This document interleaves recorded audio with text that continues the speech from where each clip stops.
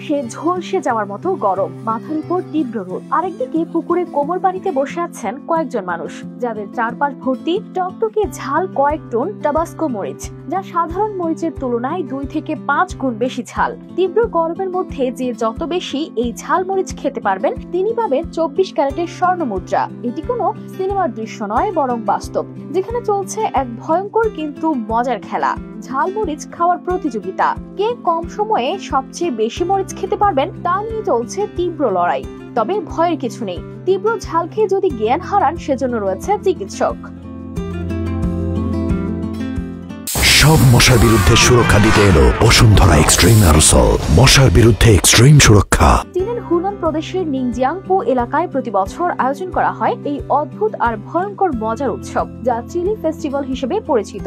যারা হুনান রাঁধুনি বা খাবার চেনেন, তারা জানেন এই জায়গার খাবার মানেই আগুন ঝরা মরিচ।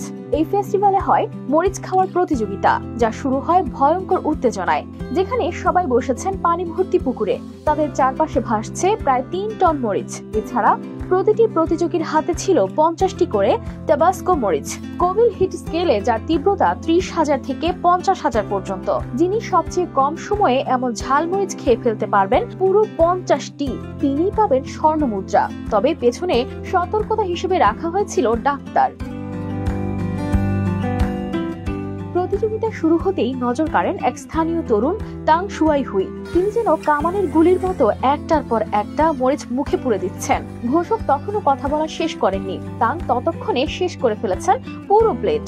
মাত্র 68 সেকেন্ডে 50টি টাবাস্কো মরিচ খেয়ে নিলেন তিনি, যেখানে প্রতিটা কামড় মানে আগুন, আর প্রতিটা মুহূর্ত যেন সাহসের পরীক্ষা। বিজয়ীকে পুরস্কার হিসেবে দেওয়া হয় 3 গ্রাম ওজনের 24 ক্যারেটের স্বর্ণ মুদ্রা। মরিচ খাওয়ার এই অভিনব প্রতিযোগিতা দেখতে আসে দেশি ও বিদেশি পর্যটকরা। হুনান প্রদেশের মানুষরা চরম ঝাল পছন্দ করেন, খাবার হোক কিংবা জীবন, তারা যেন তীব্রতাকেই ভালোবাসেন।